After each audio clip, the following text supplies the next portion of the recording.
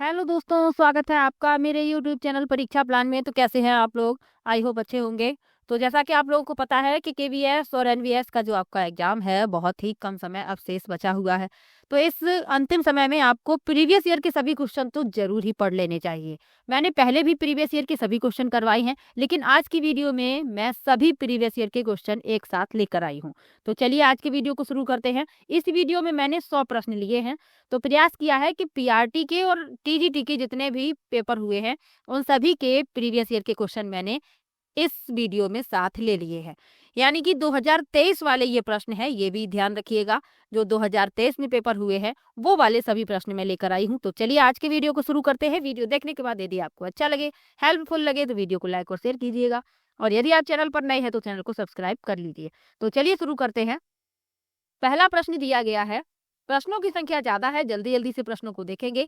भारत के संविधान की प्रस्तावना द्वारा भारत के नागरिकों को निम्नलिखित में से क्या सुनिश्चित नहीं कराया गया? पहला है राजनीतिक न्याय, दूसरा है आस्था की स्वतंत्रता, तीसरा है आय की समानता और चौथा है व्यक्ति की गरिमा। इंग्लिश में भी प्रश्न लिखा हुआ है, तो इंग्लिश वालों को कोई समस्या नहीं होनी चाहिए। तो भारत के संविधान की प्रस्तावना के द्वारा भारत के नागरिकों को आय की समानता सुनिश्चित नहीं कराई गई है। तीसरा विकल्प इसमें आपका सही हो जाएगा। हमारे संविधान की प्रस्तावना में यह प्रावधान किया गया है कि भारत एक संप्रभु, समाजवादी, धर्मनिरपेक्ष और लोकतांत्रिक गणराज्य है। ये आपको याद रखना है। एक प्रश्न पूछ लिया जाता है कि भारत का संविधान कब अपनाया गया? तो भारत का संविधान कब अपनाया गया, ये प्रश्न पहले भी पूछा गया है, तो आपको याद रखना है 26 नवंबर 1949 को संविधान को अपना लिया गया था, अंगीकृत किया गया था। इस तरीके से भी प्रश्न पूछा जाता है। लेकिन लागू किया गया है 26 जनवरी 1950 को। दोनों ही बातों में अंतर याद रखिएगा। चलिए आगे बढ़ते हैं, अगले प्रश्न पर चलते हैं। सिंधु घाटी सभ्यता का कौन सा स्थल भारत में स्थित नहीं है? पहला विकल्प है कालीबंगा, दूसरा है राखीगढ़ी, तीसरा है लोथल और चौथा है मोहनजोदड़ो। तो आपको याद रखना है कालीबंगा जो है ये कहाँ पर है? ये राजस्थान में है, राजस्थान के हनुमानगढ़ जिले में। राखीगढ़ी हरियाणा में है और लोथल गुजरात में है। मोहनजोदड़ो भारत में स्थित नहीं है, ये पाकिस्तान में स्थित है।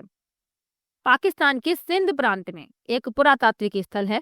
तो इसमें आपका जो विकल्प सही है वह है चौथा विकल्प मोहनजोदड़ो। चलिए आगे बढ़ते हैं। वर्ष 2001 में स्थापित वर्ल्ड सोशल फोरम क्या है? पहला विकल्प है समाजवादी संविधान वाले देशों का एक नेटवर्क, दूसरा है नव उदार वैश्वीकरण का विरोध करने वाला एक वैश्विक सिविल सोसाइटी प्लेटफॉर्म, तीसरा है मानवीय कार्यों के प्रति समर्पित वैज्ञानिकों की वार्षिक वैश्विक बैठक और चौथा है आतंकवाद का मुकाबला करने वाली अंतरराष्ट्रीय समिति। तो वर्ष 2001 में स्थापित विश्व सामाजिक मंच यानी वर्ल्ड सोशल फोरम, ये क्या है? नव उदारवादी वैश्वीकरण का विरोध करने वाला एक वैश्विक सिविल सोसाइटी प्लेटफॉर्म। दूसरा विकल्प इसमें सही हो जाएगा। चलिए आगे बढ़ते हैं, अगले प्रश्न पर चलते हैं। रेयन के स्रोत कौन कौन से हैं? पहला है कोयला, पानी और हवा, दूसरा है पॉलिस्टर और कपास, तीसरा है काष्ठ का गूदा और चौथा है पीईटी यानी पॉलीएथिलीन टेरिफेथालेट। तो रेयन जो है एक संश्लेषित तंतु है जो प्राकृतिक स्रोतों विशेष रूप से लकड़ी के गूदे से प्राप्त किया जाता है। तो इसमें आपका तीसरा विकल्प सही हो जाएगा, काष्ठ का गूदा। काष्ठ जो है लकड़ी का ही दूसरा नाम है, कंफ्यूज मत होइएगा। इसमें आपका तीसरा विकल्प सही हो जाएगा। यह रासायनिक रूप से सेलुलोज को उपचारित करके बनाया जाता है, जिसे काष्ठ के गूदे या अन्य पौधों पर आधारित सामग्री से निकाला जाता है। तो ये भी याद रखिए। चलिए आगे बढ़ते हैं, अगले प्रश्न पर चलते हैं। किसी खाद्य वस्तु में स्टार्च यानी कार्बोहाइड्रेट की उपस्थिति की पहचान करने में कौन सा विलयन सहायता करता है? पहला है तनु आयोडीन विलयन, दूसरा है कॉपर सल्फेट विलयन, तीसरा है कास्टिक सोडा विलयन और चौथा है पोटेशियम परमैंगनेट का तनु विलयन। तो किसी खाद्य वस्तु में स्टार्च यानी कार्बोहाइड्रेट की उपस्थिति की पहचान करने में तनु आयोडीन विलयन सहायक होता है। पहला विकल्प इसमें सही हो जाएगा। तो आयोडीन जो है एक रासायनिक तत्व है जो ठोस के रूप में पाया जाता है, बैंगनी रंग के रूप में। और इसमें जब इसका प्रयोग किया जाएगा तो तनु आयोडीन विलयन यानी इसको जल में घोला जाता है। और तनु का मतलब पतला होता है, तो ये भी आप याद रखिएगा। चलिए आगे बढ़ते हैं, अगले प्रश्न पर चलते हैं। सूची 1 में दिए गए विटामिनों और खनिजों को सूची में 2 में दिए गए उनकी कमी के द्वारा उत्पन्न विकृति यानी बीमारी से मिलान कीजिए। विटामिन B1 की कमी से विटामिन डी, आयोडीन, कैल्शियम, तो ये कुछ दिए गए हैं, इन्हें मिलान करना है। तो विटामिन B1 की कमी से बेरी-बेरी रोग हो जाता है, ए को मिला देंगे दूसरे से। विटामिन डी की कमी से रिकेट्स होता है, बी को मिला देंगे तीसरे से। आयोडीन की कमी से गलगंड यानी घेंगा रोग, गोइटर जिसे कहते हैं, और कैल्शियम की कमी से हड्डी और दांत का क्षय होने लगता है। तो इसमें जो आपका विकल्प सही होगा वह होगा दूसरा विकल्प। अब आपको विटामिन और उनकी कमी से संबंधित जो रोग हैं वो याद रखने हैं। विटामिन ए की कमी से रतौंधी रोग हो जाता है, और स्रोत पूछ लिए जाएं यदि आपसे कि स्रोत क्या क्या है, तो आप वो भी याद रखिएगा। विटामिन ए जो है ये गाजर में पाया जाता है, पपीते में पाया जाता है, आम में पाया जाता है। विटामिन बी की कमी से बेरी-बेरी रोग हो जाता है, और ये गेहूं, मूंगफली, हरी सब्जियां, अखरोट, इन सब में पाया जाता है। विटामिन सी की कमी से स्कर्वी रोग हो जाता है, और विटामिन सी के स्रोत होते हैं खट्टे फल, नींबू है, संतरा है, अमरूद है, आंवला है, इनमें विटामिन सी पर्याप्त मात्रा में पाया जाता है। विटामिन डी की कमी से रिकेट्स रोग हो जाता है, और विटामिन डी की कमी को दूर करने के लिए आपको सुबह की धूप में बैठना चाहिए, यानी सूरज की जो रोशनी होती है सुबह की, उसमें विटामिन डी पर्याप्त मात्रा में होता है।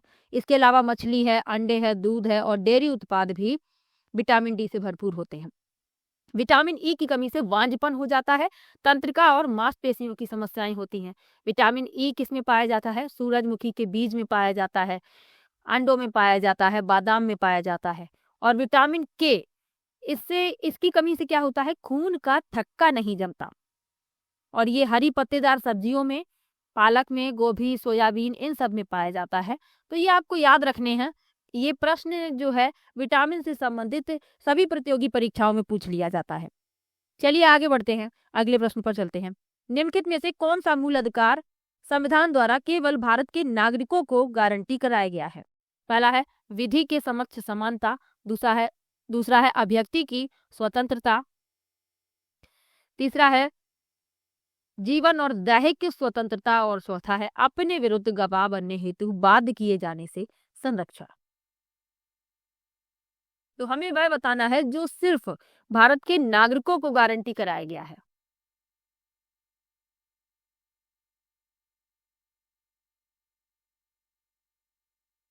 तो इसमें आपका जो विकल्प सही है वह है दूसरा विकल्प, अभिव्यक्ति की स्वतंत्रता।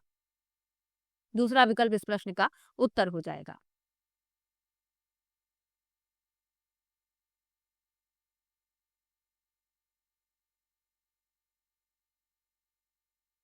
भारतीय संविधान के अनुच्छेद 19(1)(a) के तहत ये गारंटी दी गई है, और यह अधिकार विशेष रूप से केवल भारतीय नागरिकों के लिए उपलब्ध है, जबकि जीवन के अधिकार जैसे अधिकार भारत में सभी के लिए उपलब्ध है। तो ये भी याद रखिएगा।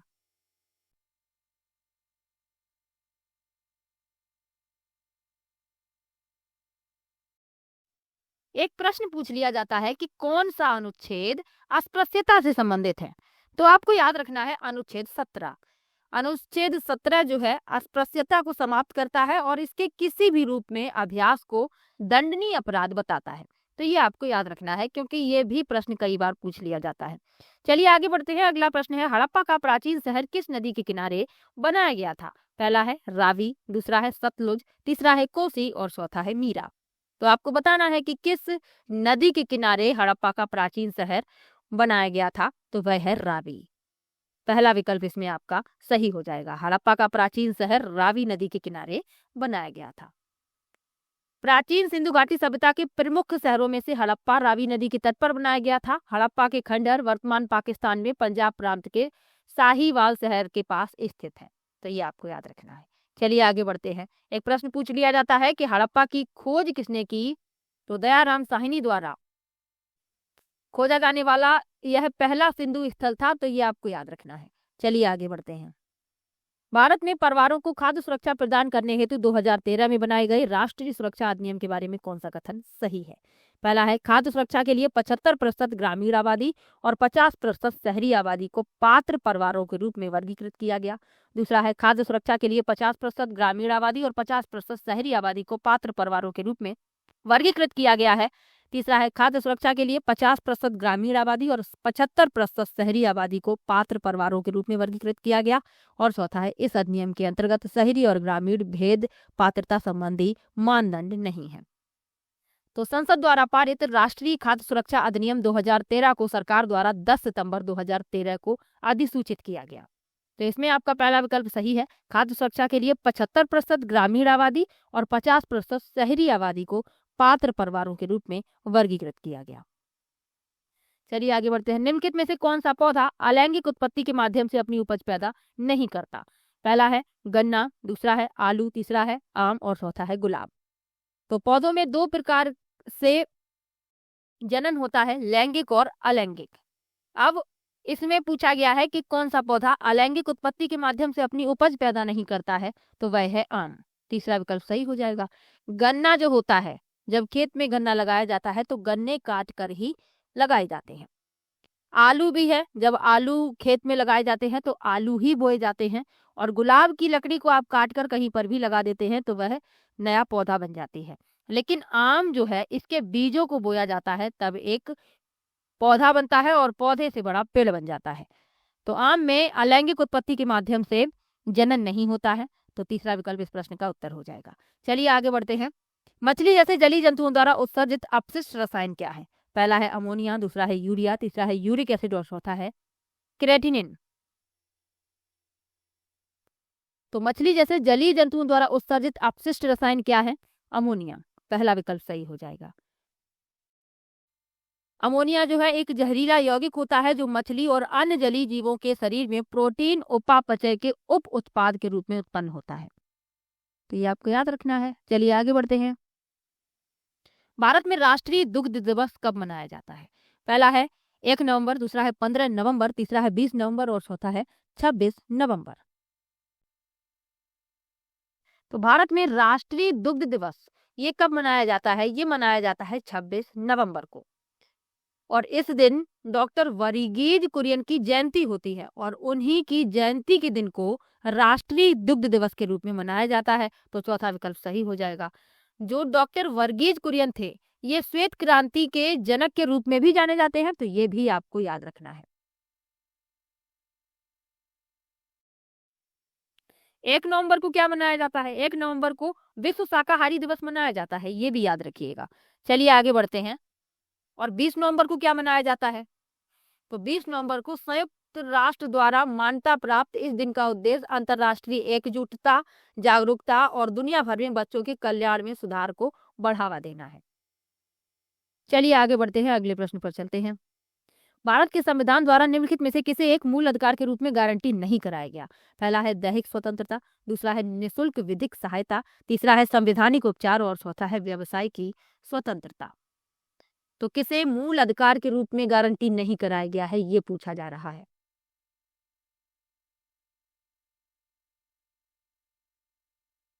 तो निःशुल्क विधिक सहायता, दूसरा विकल्प सही हो जाएगा। निःशुल्क विधिक सहायता।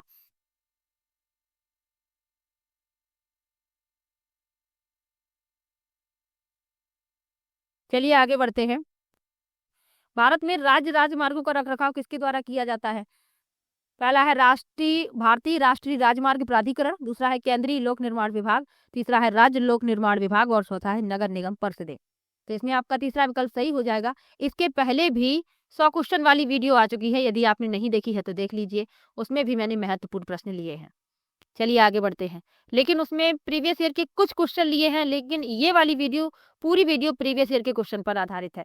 चलिए आगे बढ़ते हैं। अगला प्रश्न है, किस प्रकार की मिट्टी में नमी को थामने की क्षमता होती है और वह कपास की खेती के लिए अभीष्ट होती है? पहला है शुष्क मृदा, दूसरा है लाल मिट्टी, तीसरा है काली मिट्टी और चौथा है लाल दानेदार मिट्टी। तो नमी को धारण करने की सबसे ज्यादा क्षमता होती है काली मिट्टी में। तीसरा विकल्प सही हो जाएगा। और काली मिट्टी में सबसे ज्यादा कपास पैदा होता है, ये भी याद रखिएगा। कपास जो है काली मिट्टी में बहुत पैदा होता है। और काली मिट्टी को रेगुर मृदा के रूप में भी जाना जाता है, ये भी याद रखिए। चलिए आगे बढ़ते हैं। वर्ष 1920 में एक प्रसिद्ध कार निर्माता फोर्ड ने निम्नलिखित में से किस स्थान पर असेंबली लाइन तकनीक को देखकर कार बनाने में उस तकनीक का प्रयोग करना शुरू किया था? पहला है फल बाजार, दूसरा है पवन चक्की संयंत्र, तीसरा है बूचड़खाना और चौथा है चाय बागान। तो इसमें आपका जो विकल्प सही है वह है दूसरा विकल्प पवन चक्की संयंत्र। पवन ऊर्जा संयंत्र, जिससे पवन फार्म या पवन चक्की फार्म के रूप में भी जाना जाता है, एक ऐसी सुविधा है जो विद्युत उत्पन्न करने के लिए वायु की शक्ति का उपयोग करती है। और फोर्ड जो थे एक प्रसिद्ध अमेरिकी बहुराष्ट्रीय वाहन निर्माता है, तो ये आपको याद रखना है। चलिए आगे बढ़ते हैं। भूमध्य सागर के पूर्व की ओर वाले देशों का उल्लेख करते हुए पश्चिमी नजरिए से निम्नलिखित में से किस शब्द का सृजन किया गया? पहला है ओरिएंट, दूसरा है एग्लिसिस्ट, तीसरा है ऑक्सीडेंट और चौथा है ब्रिटेन। तो इसमें जो आपका विकल्प सही है, पहला विकल्प सही है ओरिएंट। ओरिएंट शब्द पश्चिमी दृष्टिकोण से भूमध्य सागरीय पूर्व के देशों को संदर्भित करने के लिए बनाया गया था और यह एक लैटिन शब्द है। इसकी उत्पत्ति ओरियंस से हुई है।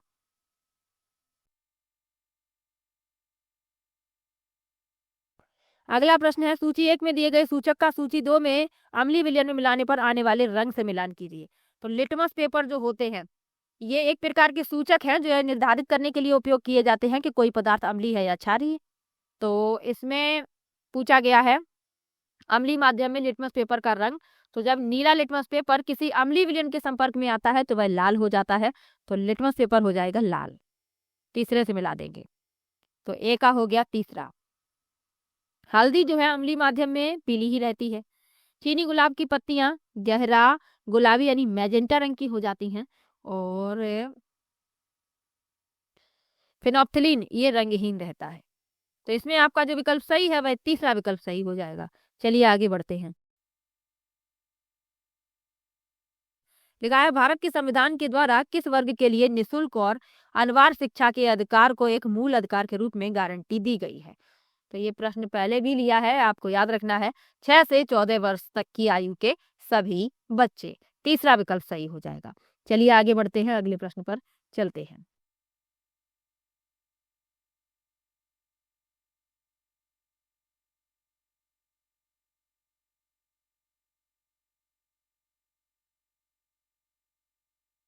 निम्नलिखित में से कौन सा युद्ध ब्रिटिश ईस्ट इंडिया कंपनी के लिए एक निर्णायक विजय साबित हुआ जिससे उसने शुरुआती दौर में भारत के एक बड़े भूभाग पर नियंत्रण कर लिया?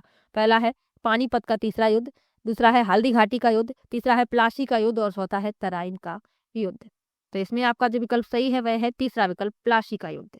ये 1757 में लड़ा गया था, याद रखिएगा। रॉबर्ट क्लाइव के नेतृत्व में ब्रिटिश ईस्ट इंडिया कंपनी की सेना और बंगाल के अंतिम नवाब सिराजुद्दौला और उनके फ्रांसीसी सहयोगियों की सेना के खिलाफ ये लड़ाई हुई थी, तो आप याद रखिएगा। और रॉबर्ट क्लाइव की विजय हुई थी, सिराजुद्दौला हार गए थे, तो ये भी याद रखिए। और इस युद्ध का परिणाम क्या हुआ? मीर जाफर जो है बंगाल का नवाब बन गया था और उसने अंग्रेजों को बड़ी रकम के साथ साथ 24 परगनों की जमींदारी भी दी थी, तो ये भी याद रखिए। और बाकी युद्ध कब हुए हैं आप लोगों को इसके पहले वीडियो में मैंने बताए हैं, तो आप लोग कमेंट में बताएंगे। अगला प्रश्न है वर्ष 1911 में ब्रिटिश राजा किंग जॉर्ज पंचम के भारत में स्वागत के लिए निम्नलिखित में से किसका निर्माण किया गया था?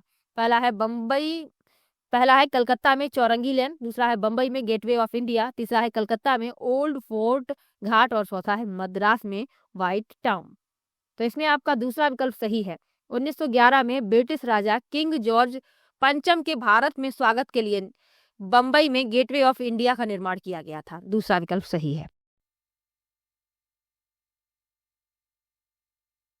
अगला प्रश्न दिया गया है निम्नलिखित में से क्या ध्वनि के स्वर का निर्धारण करता है? पहला है आयाम, दूसरा है आवृत्ति, तीसरा है गति और चौथा है उच्चता। तो ध्वनि के स्वर का निर्धारण आवृत्ति करती है, दूसरा विकल्प इसमें आपका सही हो जाएगा। आवृत्ति जो है ध्वनि का एक मौलिक गुण है जो प्रति इकाई समय में ध्वनि तरंग की कंपनों या चक्रों की संख्या को प्रदर्शित करता है। इसे हर्ट्ज में मापा जाता है जो प्रति सेकंड चक्रों की संख्या का प्रतिनिधित्व करता है, तो ये तो आपको याद ही रखना है। चलिए आगे बढ़ते हैं। इसकी इकाई हर्ट्ज है, ये याद रखिएगा। निम्नलिखित में से किस ईंधन का सर्वाधिक ऊष्मीय मान है? पहला है तरलीकृत पेट्रोलियम गैस एलपीजी, दूसरा है संपीड़ित प्राकृतिक गैस सीएनजी, तीसरा है पेट्रोल और चौथा है डीजल। तो किसका सर्वाधिक ऊष्मीय मान है? एलपीजी का। पहला विकल्प सही हो जाएगा। चलिए आगे बढ़ते हैं।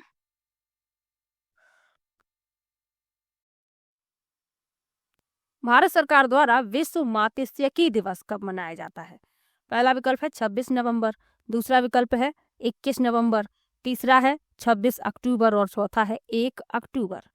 तो भारत सरकार द्वारा विश्व मात्स्यिकी दिवस 26 नवंबर को मनाया जाता है। पहला विकल्प सही हो जाएगा। भारत के संविधान द्वारा मूल अधिकारों के रूप में निम्नलिखित में से किस संरक्षण की गारंटी दी गई है? पहला है एक आपराधिक जांच में गवाह बनाए जाने के लिए कहे जाने से संरक्षण, दूसरा है शारीरिक असमर्थता होने पर मुकदमा चलाए जाने से संरक्षण, तीसरा है अग्रिम जमानत के मामले में मुकदमा चलाए जाने से संरक्षण और चौथा है एक ही अपराध के लिए 2 बार सजा दिए जाने से संरक्षण। इंपॉर्टेंट प्रश्न है, पहले ये पूछा गया था।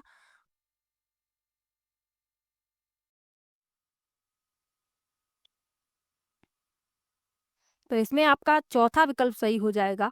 भारत के संविधान द्वारा मूल अधिकारों के रूप में किस संरक्षण की गारंटी दी गई है? एक अपराध के लिए 2 बार सजा दिए जाने से संरक्षण। यानी किसी एक व्यक्ति को एक ही अपराध से 2 बार सजा नहीं दी जा सकती, उसे सजा सिर्फ एक बार मिलती है जब उसका अपराध जो है साबित हो जाता है। तो एक ही अपराध के लिए 2 बार सजा दिए जाने से संरक्षण दिया गया है, ये आपको याद रखना है।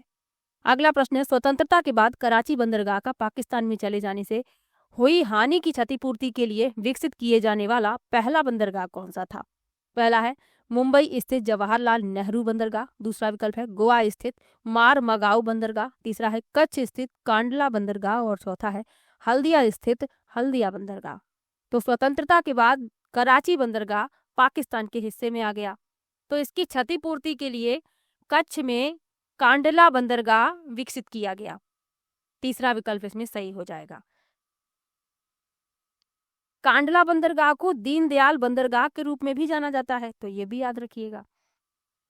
और गुजरात में कच्छ की खाड़ी में स्थित भारत के पश्चिमी तट पर प्रमुख बंदरगाहों में से एक है और 1947 में भारत की स्वतंत्रता के बाद विकसित होने वाला पहला बंदरगाह है, तो ये भी आपको याद रखना है।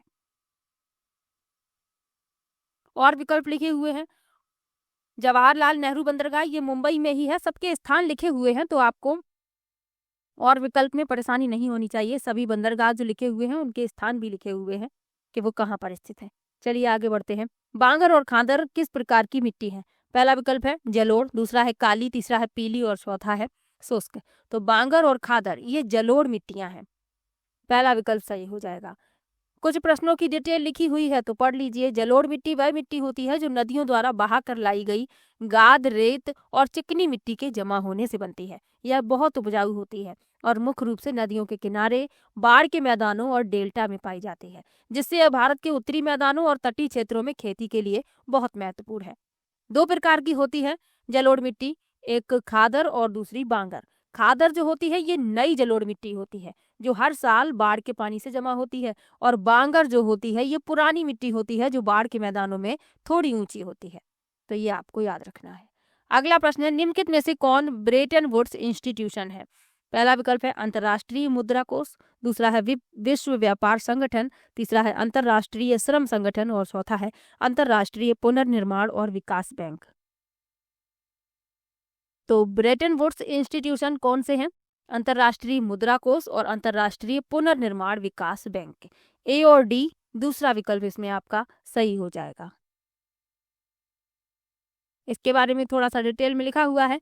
ब्रेटन वुड्स संस्थान मुख्य रूप से अंतर्राष्ट्रीय मुद्रा कोष और विश्व बैंक को संदर्भित करते हैं, जिनकी स्थापना 1944 में द्वितीय विश्व युद्ध के बाद वैश्विक आर्थिक स्थिरता और सहयोग को बढ़ावा देने के लिए की गई थी, ताकि युद्धग्रस्त अर्थव्यवस्थाओं का पुनर्निर्माण किया जा सके और अंतर्राष्ट्रीय आर्थिक सहयोग को बढ़ावा मिले। तो ये आपको इतना याद रखना है। चलिए आगे बढ़ते हैं। इनमें से क्या 26 नवंबर को नहीं मनाया जाता? पहला विकल्प है संयुक्त राष्ट्र संघ यानी यूएनओ स्थापना दिवस, दूसरा विकल्प है भारत का संविधान दिवस, तीसरा है भारत में राष्ट्रीय दुग्ध दिवस और चौथा है विश्व भर में ऑलिव ट्री दिवस। ऑलिव यानी कि जैतून। तो 26 नवंबर को क्या नहीं मनाया जाता है?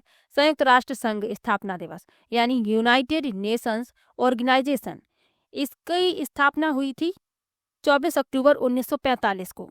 तो इसका स्थापना दिवस 24 अक्टूबर को मनाया जाता है, 26 नवंबर को नहीं मनाया जाता। बाकी आप जो तीनों देख रहे हैं ये 26 नवंबर को मनाए जाते हैं, तो ये आपको याद रखना है। चलिए आगे बढ़ते हैं। एक साधारण लोलक 30 दोलन को पूरा करने में 60 सेकंड लेता है, लोलक की समय अवधि क्या है? तो साधारण लोलक है, 30 दोलन को पूरा करने में 60 सेकंड ले रहा है। समय अवधि पूछी गई है तो 60 में 30 से दे दीजिए भाग, 30 दूनी 60। इसकी समय अवधि हो गई 2 सेकंड।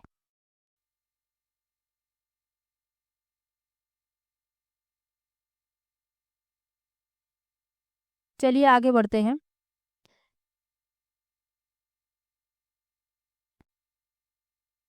अगला प्रश्न है, भारत के संविधान की 6ठी अनुसूची के उपबंधों का विस्तार निम्नलिखित में से किस राज्य के प्रशासन तक नहीं है? पहला विकल्प है सिक्किम, दूसरा है त्रिपुरा, तीसरा है मेघालय और चौथा है असम। तो भारतीय संविधान की जो 6ठी अनुसूची है उसमें असम, मेघालय, त्रिपुरा और मिजोरम राज्यों में आदिवासी क्षेत्रों के प्रशासन से संबंधित प्रावधान है। तो इसमें सिक्किम शामिल नहीं है, पहला विकल्प सही हो जाएगा। भारतीय संविधान में 12 अनुसूचियां हैं और इन 12 अनुसूचियों के आपको विषय याद रखने हैं। पहली जो अनुसूची है ये राज्य और केंद्र शासित प्रदेशों के नाम और उनके क्षेत्रों का वर्णन करती है। दूसरी अनुसूची राष्ट्रपति, राज्यपालों, सुप्रीम कोर्ट और हाई कोर्ट के जजों, कैग आदि के वेतन, भत्ते और विशेषाधिकार से संबंधित है।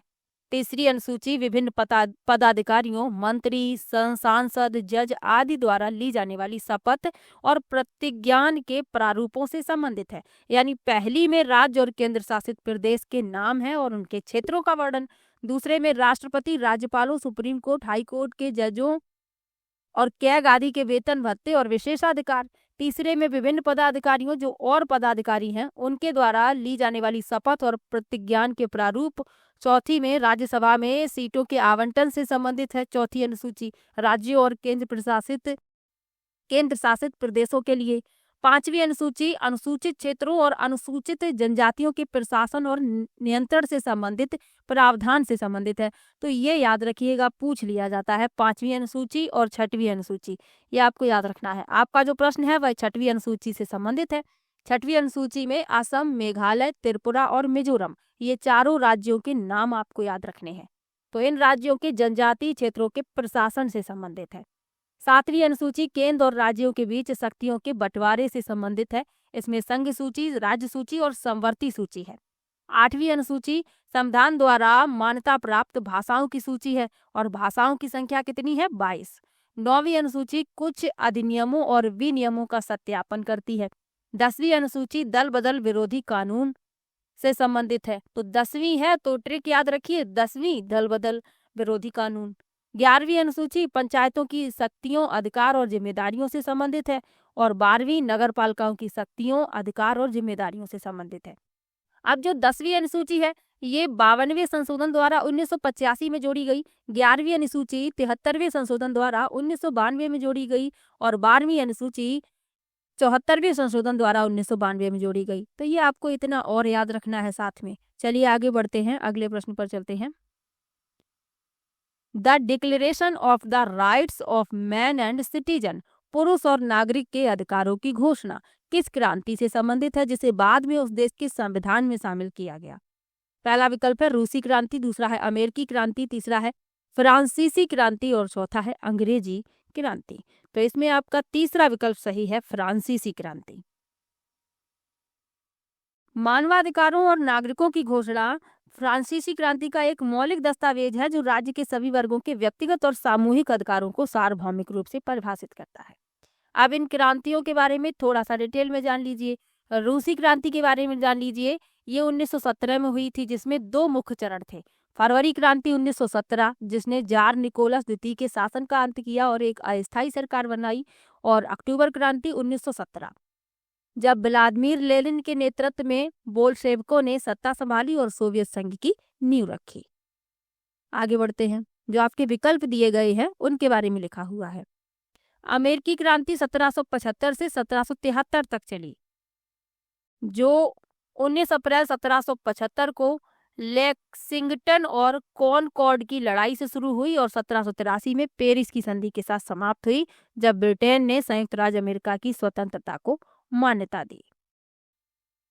और अंग्रेजी क्रांति जो है ये 17वीं सदी के मध्य और अंत में इंग्लैंड में हुए बड़े राजनीतिक और सामाजिक परिवर्तनों को कहते हैं, जिसमें राजशाही और संसद के बीच संघर्ष हुआ, जिसके परिणाम स्वरूप संवैधानिक राजतंत्र, संसदीय सर्वोच्चता और अधिकारों का विधेयक जैसी आधुनिक लोकतांत्रिक प्रणालियों की नींव पड़ी।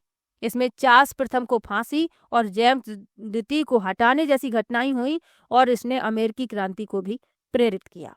चलिए आगे बढ़ते हैं, और आपका जो उत्तर था फ्रांसीसी क्रांति, तो ये 1789 से 1799 तक चली, जो फ्रांस में गहन राजनीतिक और सामाजिक उथल पुथल का दौर था। 1789 में शुरू हुई, जिसमें राजा को सत्ता से हटाकर गणतंत्र की स्थापना हुई। इसके विचार पश्चिमी दुनिया में फैल गए। क्रांति की शुरुआत 1789 में और यह 1799 में नेपोलियन बोनापार्ट के सत्ता में आने के साथ समाप्त हुई। तो ये आपको याद रखना है। अगला प्रश्न है, निम्नलिखित में से कौन सा लौह युक्त खनिज है? पहला है तांबा, दूसरा है बॉक्साइट, तीसरा है सीसा और चौथा है मैग्नीज। तो जिसमें लौह पाया जाता है, आयरन पाया जाता है, वह है मैग्नीज। चौथा विकल्प सही हो जाएगा। चलिए आगे बढ़ते हैं। मैग्नीज जो है इसका प्रयोग बैटरियों, रसायनों और इलेक्ट्रॉनिक्स के निर्माण में किया जाता है, और भारत मैग्नीज के प्रमुख उत्पादकों में से एक है, खासकर मध्य प्रदेश, महाराष्ट्र और उड़ीसा राज्य। चलिए आगे बढ़ते हैं। भारत रत्न के संबंध में निम्नलिखित कथनों पर विचार कीजिए और गलत कथन की पहचान कीजिए। पुरस्कार का उपयोग संविधान के अधिनियम 18(1) के अनुसार प्राप्तकर्ता के नाम के उपसर्ग या प्रत्यय के रूप में किया जा सकता है। भारत रत्न के लिए सिफारिशें प्रधानमंत्री स्वयं राष्ट्रपति से करते हैं। वार्षिक पुरस्कारों की संख्या एक विशेष वर्ष में अधिकतम 3 तक सीमित है और पुरस्कार के साथ कोई मौद्रिक अनुदान नहीं होता। अब जो गलत कथन है वह बताना है, तो पहला विकल्प इस प्रश्न का उत्तर हो जाएगा।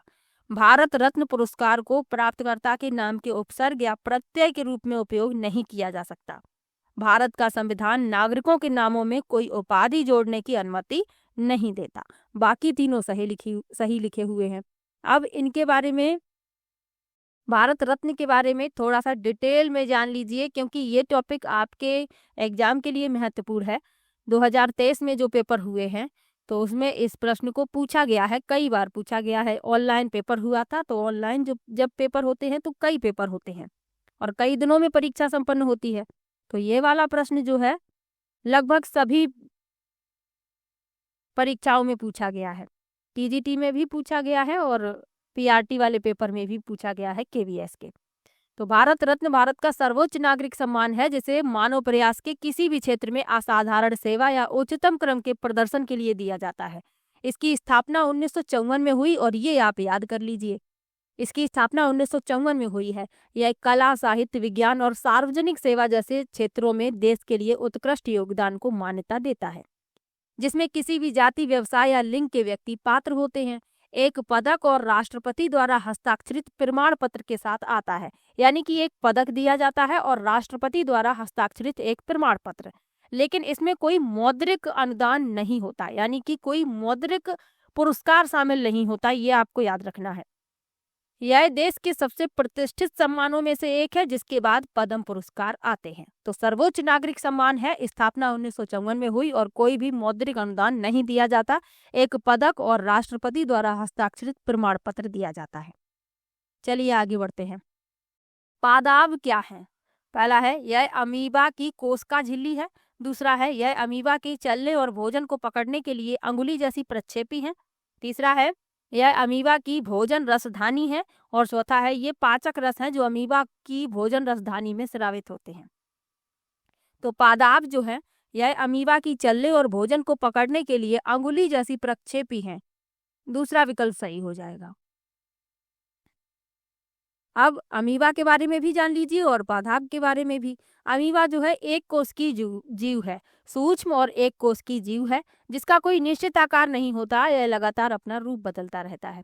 और पादाव अमीबा जैसे एक कोष की जीवों में पाए जाने वाले अस्थायी उंगली जैसे उभार या नकली पैर होते हैं, जिनका उपयोग वे चलने और भोजन को पकड़ने और निगलने के लिए करते हैं, जो कोशिका द्रव्य के प्रवाह से बनते हैं और अमीबा को अपना आकार बदलने में मदद करते हैं। चलिए आगे बढ़ते हैं।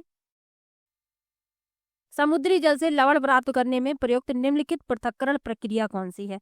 पहला है अवसादन, दूसरा है निस्तारण, तीसरा है वाष्पीकरण और चौथा है आसवन। तो समुद्री जल से लवण प्राप्त करने में निम्नलिखित पृथक्करण प्रक्रिया पूछी गई है तो वाष्पीकरण है। तीसरा विकल्प सही हो जाएगा। जो समुद्र का पानी होता है इसमें लवण की मात्रा होती है, तभी तो समुद्र का पानी खारा होता है, यानी कि इसमें नमक होता है। इस पानी को समुद्र के पास क्यारियां बना दी जाती हैं और जब समुद्र में लहरें आती हैं तो वो पानी उन क्यारियों में भर जाता है। फिर क्या होता है? वाष्पीकरण के द्वारा जो जल होता है, पानी होता है, वाष्प बन के उड़ जाता है और क्यारियों में नीचे नमक इकट्ठा हो जाता है। तो इस तरीके से नमक प्राप्त किया जाता है। तो वाष्पीकरण इसमें आपका उत्तर होगा। चलिए आगे बढ़ते हैं।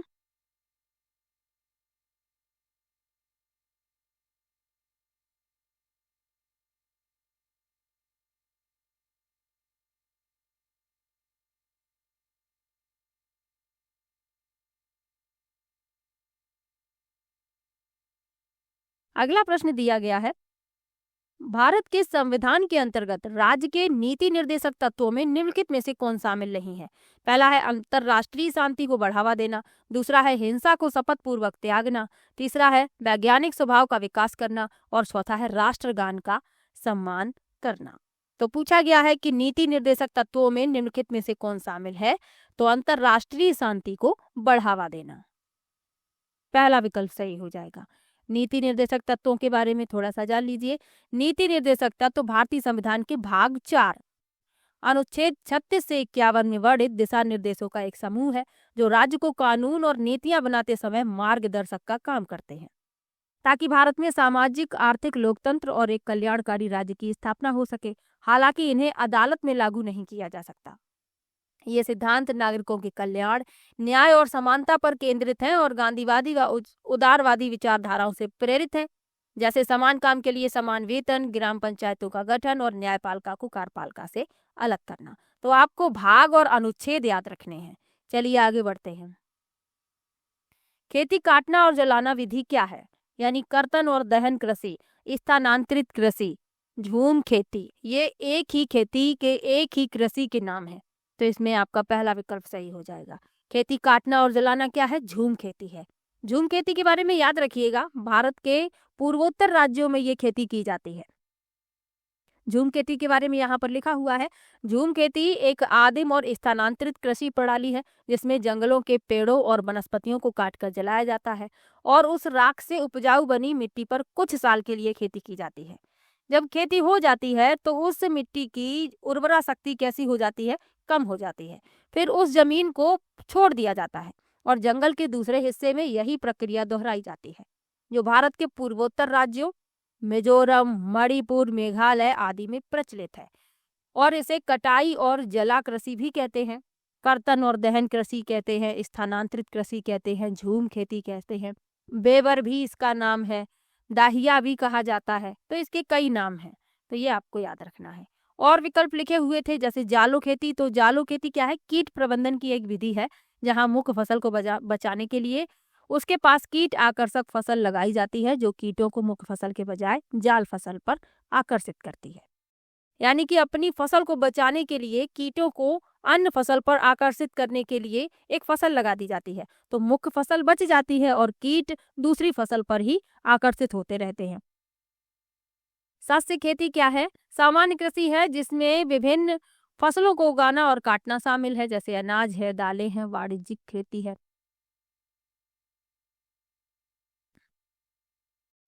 अगला प्रश्न दिया गया है, भारत रत्न के बारे में निम्नलिखित कथनों पर विचार कीजिए, गलत कथन की पहचान कीजिए। एक वर्ष में वार्षिक सम्मान की संख्या पर कोई प्रतिबंध नहीं है। सम्मान की सिफारिश प्रधानमंत्री द्वारा स्वयं राष्ट्रपति को की जाती है। सम्मान में कोई धनराशि नहीं दी जाती और सम्मान प्रदान होने पर प्राप्तकर्ता राष्ट्रपति द्वारा हस्ताक्षरित एक सनद और एक पदक प्राप्त करता है। तो गलत कथन बताना है तो पहला विकल्प इस प्रश्न का उत्तर हो जाएगा, क्योंकि पिछले वाले प्रश्न में मैंने आपको बताया था कि आधिकारिक नियमों के अनुसार एक वर्ष में अधिकतम तीन भारत रत्न पुरस्कार दिए जा सकते हैं, और इसमें लिखा है कि संख्या पर कोई प्रतिबंध नहीं है, तो ये गलत है और गलत ही हमसे पूछा गया था। चलिए आगे बढ़ते हैं। किसान रेल योजना के बारे में निम्नलिखित कथनों पर विचार कीजिए और गलत की पहचान कीजिए। पहला है, पहली किसान रेल को संगोला से शालीमार के लिए चलाया गया। दूसरा है, ये रेल बहुजिंसों और बहुपरेखक पारितोषी सेवाएं हैं। ये रेल विकारी कृषि बागवानी उत्पादों की ढुलाई के लिए प्रयोग में लाई जाती हैं। और किसान रेल के मार्ग का निर्णय किसानों तथा अन्य हितधारकों से प्राप्त मांग के आधार पर किया जाता है।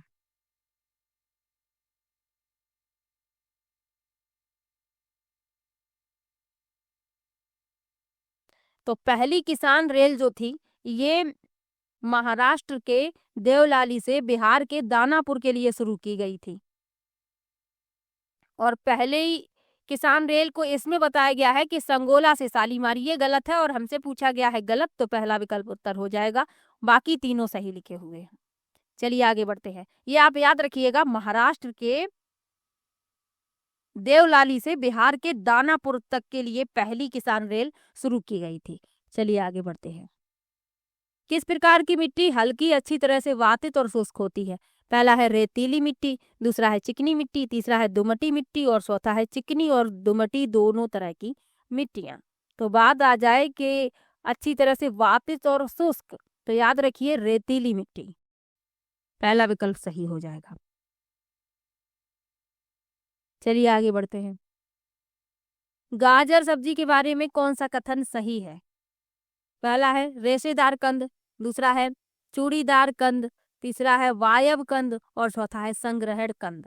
तो दो प्रकार की जड़ें होती हैं, एक होती है मूसला और एक होती है रेशेदार। तो गाजर जो है मूसला जड़ का उदाहरण है, मूली भी मूसला जड़ है, तो ये आपको याद रखना है। अब इसमें लिखा है रेशेदार कंद, तो ये गलत हो गया, गाजर तो मूसला जड़ है, रेशेदार तो नहीं है।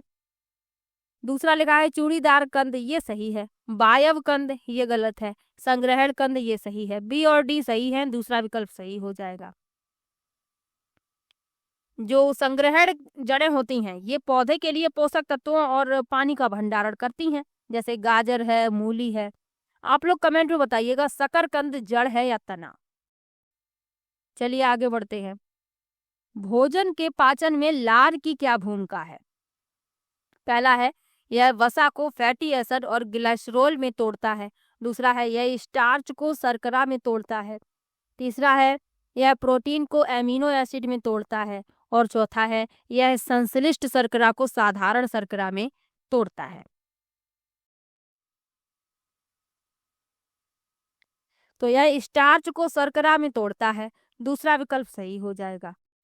लार में एमाइलेज नामक एक एंजाइम होता है जो स्टार्च को शर्करा में तोड़ने के लिए जिम्मेदार होता है। चलिए आगे बढ़ते हैं। वर्ष 1815 में वाटरलू के युद्ध में किस नेता की पराजय हुई थी? पहला है जार अलेक्जेंडर, दूसरा है चार्ल्स द्वितीय, तीसरा है नेपोलियन बोनापार्ट और चौथा है हेनरी चतुर्थ। तो वाटरलू के युद्ध में नेपोलियन बोनापार्ट की पराजय हुई थी, यानी हार हुई थी। नेपोलियन बोनापार्ट एक फ्रांसीसी सैन्य नेता थे जो फ्रांसीसी क्रांति के दौरान प्रमुखता से उभरे और क्रांतिकारी युद्धों के दौरान कई सफल अभियान का नेतृत्व किया। वाटरलू की लड़ाई 18 जून 1815 को वर्तमान बेल्जियम में वाटरलू के पास हुई थी। और वाटरलू की जो लड़ाई है, यह एक निर्णायक लड़ाई थी जिसने नेपोलियन युद्धों को समाप्त किया। तो इतना याद रखिएगा। चलिए आगे बढ़ते हैं। भारत के संविधान के भाग 3 के अंतर्गत एक वाद योग अधिकार के रूप में किसकी गारंटी नहीं दी गई? पहला है, एक ही अपराध के लिए 2 बार दंडित किए जाने से संरक्षण, लोक नियोजन के मामलों में अवसर की समानता, समान काम के लिए समान वेतन और दैहिक स्वतंत्रता का संरक्षण।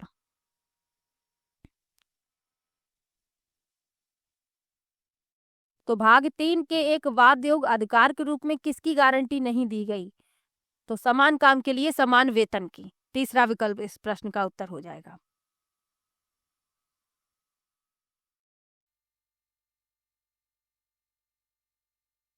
और ये जो गारंटी है ये नीति निर्देशक तत्वों के अंतर्गत दी गई है, मौलिक अधिकारों के अंतर्गत नहीं है, तो ये याद रखिएगा, कंफ्यूज मन नहीं होना है।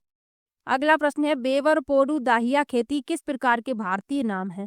पहला है काटना और जलाना खेती, दूसरा है सीढ़ीदार खेती, तीसरा है कृषि वानिकी और चौथा है पशुधन खेती। तो अभी आपको बताया था, पहला विकल्प सही हो जाएगा। बेवर पोडू दाहिया ये झूम खेती के ही नाम है। स्थानांतरित कृषि, काटना और जलाना खेती यानी कर्तन और दहन कृषि, तो ये इसी के नाम है।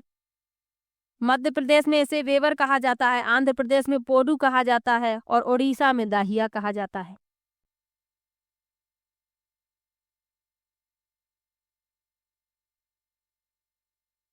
अगला प्रश्न दिया गया है, इतिहास में किस वैश्विक घटनाक्रम की शुरुआत वॉल स्ट्रीट एक्सचेंज के धड़ाम से गिरने से हुई?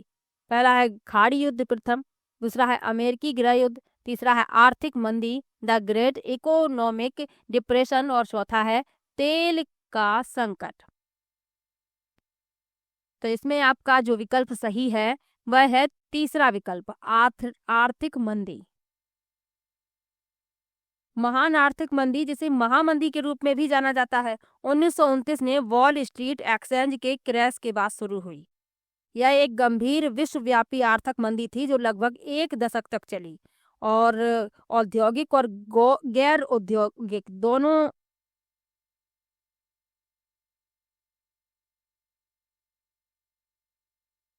अगला प्रश्न है, इतिहास में किस वैश्विक घटना के क्रम की शुरुआत वॉल स्ट्रीट एक्सचेंज के धड़ाम से गिरने से हुई? पहला है खाड़ी युद्ध प्रथम, दूसरा है अमेरिकी गृह युद्ध, तीसरा है आर्थिक मंदी यानी द ग्रेट इकोनॉमिक डिप्रेशन और चौथा है तेल का संकट। तो इसमें आपका जो विकल्प सही है वह है तीसरा विकल्प, आर्थिक महामंदी। महान आर्थिक मंदी, जिसे महामंदी के रूप में भी जाना जाता है, 1929 में वॉल स्ट्रीट एक्सचेंज के क्रैश के बाद शुरू हुई। यह एक गंभीर विश्वव्यापी आर्थिक मंदी थी जो लगभग एक दशक तक चली, जिसने औद्योगिक और गैर औद्योगिक दोनों देशों को प्रभावित किया। चलिए आगे बढ़ते हैं। निम्नलिखित में से क्या एक गैर धात्विक खनिज है? पहला है अभ्रक, दूसरा है बॉक्साइट, तीसरा है मैग्नीज और चौथा है सोना। तो एक गैर धात्विक खनिज पूछा गया है जिसमें धातु नहीं होती, तो वह है अभ्रक। पहला विकल्प सही हो जाएगा।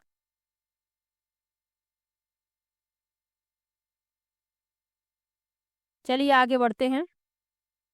भारत रत्न के दिए जाने के बारे में निम्नलिखित कथनों पर विचार कीजिए। तो प्रीवियस ईयर के सभी क्वेश्चन में पढ़ा रही हूं, तो आप लोग देखेंगे भारत रत्न कई बार पूछा गया, तो आपको याद रखना है। अब इसमें गलत कथन की पहचान करनी है।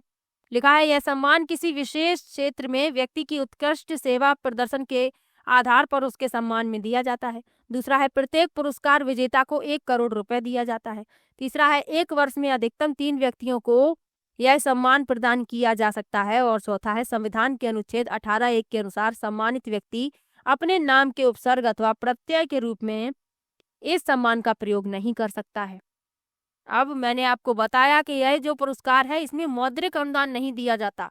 गलत कथन बताना है और दूसरे में लिखा है कि पुरस्कार विजेता को 1 करोड़ रुपए दिए जाते हैं, जो गलत है और गलत ही पूछा गया है। दूसरा विकल्प उत्तर हो जाएगा। निम्नलिखित में से कौन सा कथन बी होराइजन अथवा मिट्टी की मध्यम परत को सही रूप से निरूपित करता है? पहला है, यह चट्टानों के पिंडों से बनी होती है और उसमें दरारें तथा विदरिकाएं होती हैं। दूसरा है, ये आमतौर पर मुलायम छिद्र वाली होती है और अधिक पानी को धारण कर सकती है। तीसरा है, इसमें कम मात्रा में ह्यूमस होता है किंतु अधिक खनिज होते हैं, आमतौर पर कठोर और अधिक सुसंबद्ध। और चौथा है, यह कठोर होती है और इसे फावड़े से खोदना मुश्किल होता है।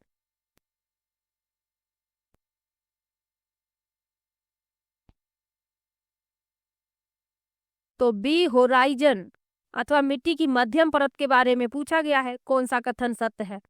तो इसमें जो सही है वह है तीसरा। इसमें कम मात्रा में ह्यूमस होता है किंतु खनिज अधिक होते हैं और आमतौर पर कठोर और अधिक सुसंबद्ध होती है।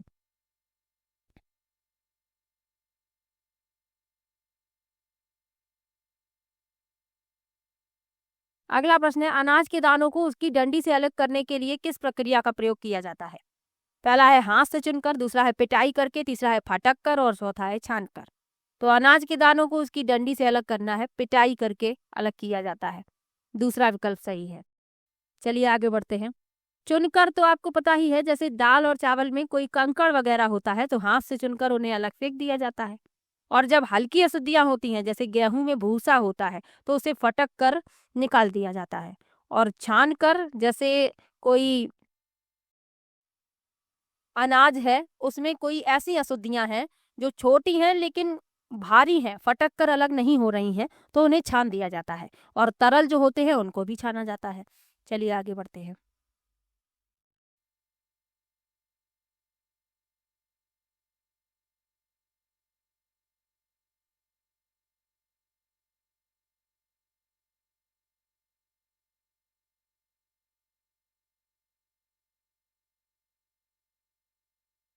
अगला प्रश्न है, भारत में नौसेना दिवस कब मनाया जाता है? पहला है 1 दिसंबर, दूसरा है 15 दिसंबर, तीसरा है 19 दिसंबर और चौथा है 4 दिसंबर। तो नौसेना दिवस मनाया जाता है 4 दिसंबर को। चौथा विकल्प हो जाएगा सही। यह दिन 1971 के भारत पाक युद्ध के दौरान ऑपरेशन ट्राइडेंट के शुभारंभ की स्मृति में मनाया जाता है। ऑपरेशन ट्राइडेंट के दौरान भारतीय नौसेना ने कराची में पाकिस्तानी नौसेना बलों को भारी नुकसान पहुंचाया था। ये आपको याद रखना है। चलिए आगे बढ़ते हैं। यदि अम्लीय और क्षारीय विलयनों में फिनोल्फ्थालीन सूचक की कुछ बूंदें मिला दी जाएं तो किस प्रकार बदलाव दिखाई देगा? पहला है अम्लीय विलयन को लाल रंग और क्षारीय विलयन को नीले रंग में बदल देगा। दूसरा है अम्लीय विलयन को गहरे गुलाबी और क्षारीय विलयन को हरे रंग में बदल देगा। तीसरा है अम्लीय विलयन को गुलाबी रंग में बदल देता है और क्षारीय विलयन रंगहीन रहता है। और चौथा है अम्लीय विलयन रंगहीन रहता है और क्षारीय विलयन गुलाबी रंग में बदल देता है। तो फिनोल्फ्थालीन सूचक की बात हो रही है। तो अम्लीय विलयन में ये रंगहीन रहता है लेकिन क्षारीय विलयन में गुलाबी रंग देता है। चौथा विकल्प सही हो जाएगा। चलिए आगे बढ़ते हैं। फ्रांसीसी क्रांति के बाद संविधान में महिलाओं को बुनियादी अधिकार से बाहर करने के विरोध में ओलंपी डे गोउजेस ने निम्नलिखित में से कौन सी पुस्तक लिखी? पहला है a vindication of the rights of women, दूसरा है the declaration of the rights of women and citizen, तीसरा है द सेकंड सेक्स और चौथा है द वुमेन डिस्ट्रॉयड। तो इसमें जो आपका विकल्प सही है, पहला विकल्प है a vindication of the rights of women.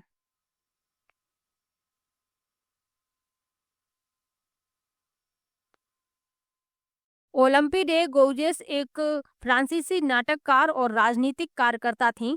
1791 में इन्होंने महिलाओं और नागरिकों के अधिकारों की घोषणा ये पुस्तक लिखी थी। यह पुस्तक फ्रांसीसी क्रांति की 1789 की पुरुषों और नागरिकों के अधिकारों की घोषणा में महिलाओं को अधिकारों से वंचित करने के जवाब में लिखी गई थी। तो ये भी याद रखना है। चलिए आगे बढ़ते हैं। भारत में निम्नलिखित में से किसके अनुसार राज्यसभा में राज्यों के प्रतिनिधियों का निर्वाचन किया जाता है? पहला है द्विचरणीय पद्धति, दूसरा है सरल बहुमत पद्धति, तीसरा है आनुपातिक प्रतिनिधित्व पद्धति और चौथा है वैकल्पिक मतदान पद्धति। तो इसमें जो आपका विकल्प सही है, तीसरा विकल्प। राज्यसभा के चुनाव आनुपातिक प्रतिनिधित्व पद्धति द्वारा एकल हस्तांतरणीय मत के माध्यम से आयोजित किए जाते हैं। यह प्रणाली सुनिश्चित करती है कि सीटों का आवंटन राज्यों को उनकी जनसंख्या के अनुपात में किया जाए। चलिए आगे बढ़ते हैं। भारत में रबी की फसल के रूप में दलहन की कौन सी किस्म उगाई जाती है? तो अभी जो समय है ये रबी की फसल का समय है, यानी खेतों में जो फसल है वह रबी की फसल है। तो इसमें दलहन की कौन सी किस्म उगाई जाती है? तो चना उगाया जाता है। पहला विकल्प सही हो जाएगा।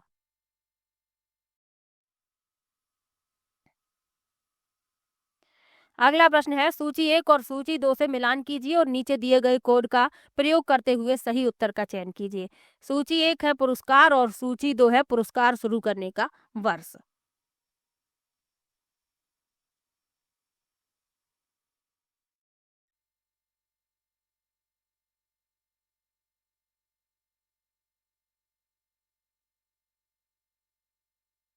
तो लिखा है द्रोणाचार्य पुरस्कार। तो इनकी शुरुआत की गई 1985 में। ए को मिला देंगे तीसरे से।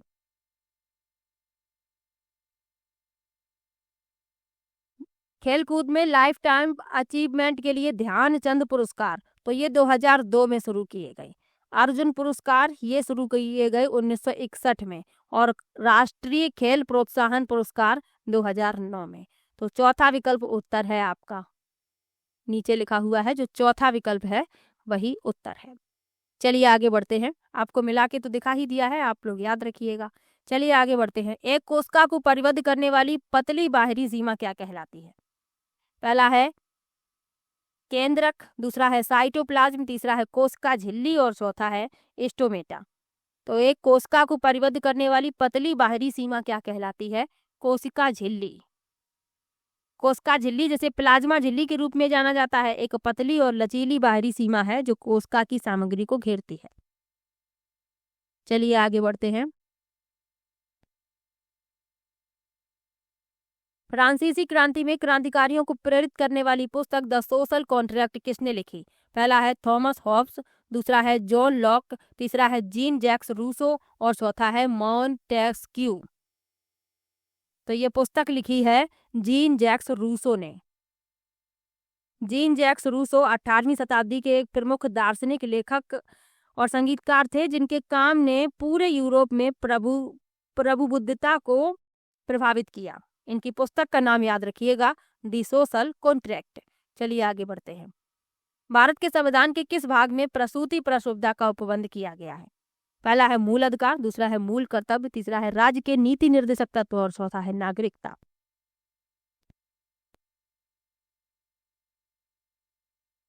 तो ये उपबंध किया गया है राज्य के नीति निर्देशक तत्व में। प्रसूति प्रसवदा इंपॉर्टेंट है, याद रखिएगा।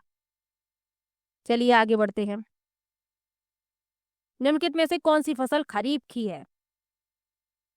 पहला है जौ, दूसरा है सरसों, तीसरा है मटर और चौथा है पटसन।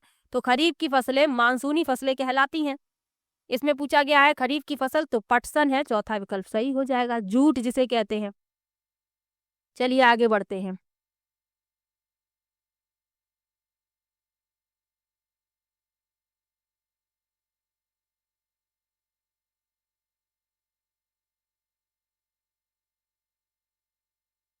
अगला प्रश्न है उत्कृष्ट एथलीट पीटी उषा के संबंध में निम्नलिखित कथनों पर विचार कीजिए।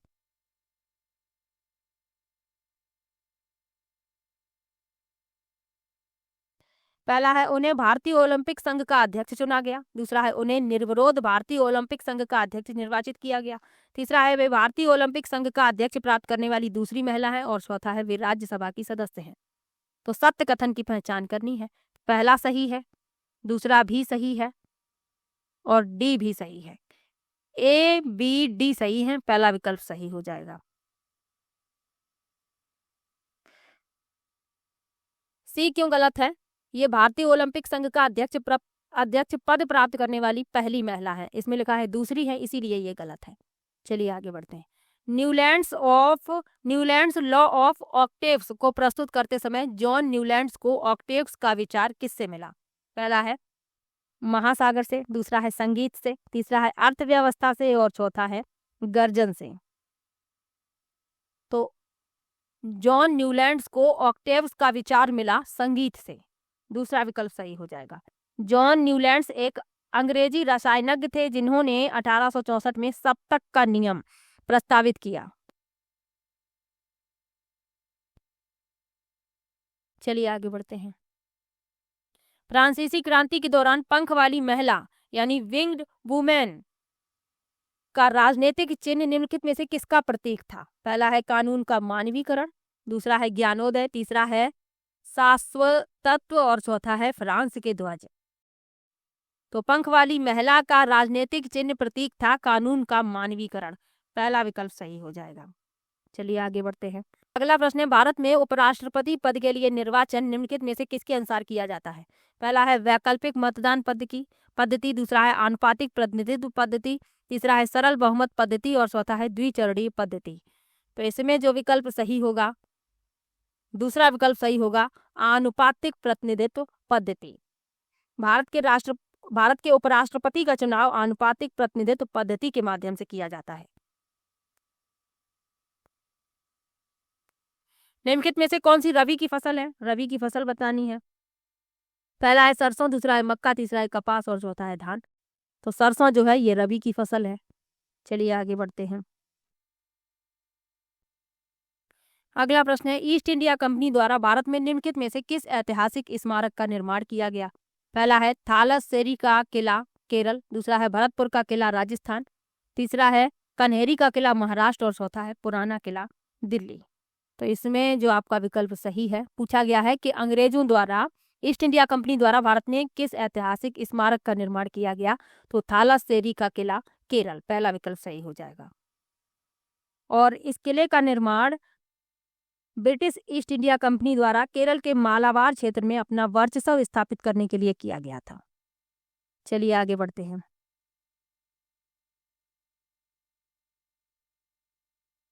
भारत के किस क्षेत्र में केंद्र सरकार द्वारा 1967 में एक ओपिनियन पोल कराया गया, जिसमें लोगों से यह पूछा गया कि महाराष्ट्र का एक हिस्सा बनना चाहते हैं अथवा अलग रहना चाहते हैं? पहला है गुजरात, दूसरा है गोवा, तीसरा है बॉम्बे और चौथा है दमन। तो इसमें जो आपका विकल्प सही है वह है दूसरा विकल्प। 1967 में भारत की केंद्र सरकार ने गोवा में एक विशेष जनमत संग्रह आयोजित किया, जिसमें लोगों से यह पूछा गया कि क्या वे महाराष्ट्र में विलय होना चाहते हैं या एक अलग इकाई के रूप में बने रहना चाहते हैं। तो ये आपको याद रखना है। तो मतदान के परिणाम ने गोवा को एक अलग इकाई के रूप में बने रहने का समर्थन किया और महाराष्ट्र के विलय को अस्वीकार कर दिया। इस निर्णय के उपरांत गोवा 30 मई 1987 को एक राज्य बन गया। तो ये भी आपको याद रखना है। चलिए आगे बढ़ते हैं। निम्नलिखित कथनों पर विचार कीजिए। लिखा है ओक और चेस्टनट आर्द्र शीतोष्ण प्रकार के वनों में पाए जाते हैं। दूसरा है आर्द्र शीतोष्ण प्रकार के वन समुद्र तल से लगभग 3600 मीटर ऊपर अत्यधिक ऊंचाई पर पाए जाते हैं। तीसरा है आर्द्र शीतोष्ण प्रकार के वन भारत में एक प्रकार के पर्वतीय वन हैं। अब इसमें आपको बताना है, तो कथनों पर विचार करना है, सत्य कथन बताना है। पहला सही है, ओक और चेस्टनट आर्द्र शीतोष्ण प्रकार के वनों में पाए जाते हैं और आर्द्र शीतोष्ण प्रकार के वन भारत में एक प्रकार के पर्वतीय वन हैं। ए और सी सही है, तीसरा विकल्प सही हो जाएगा।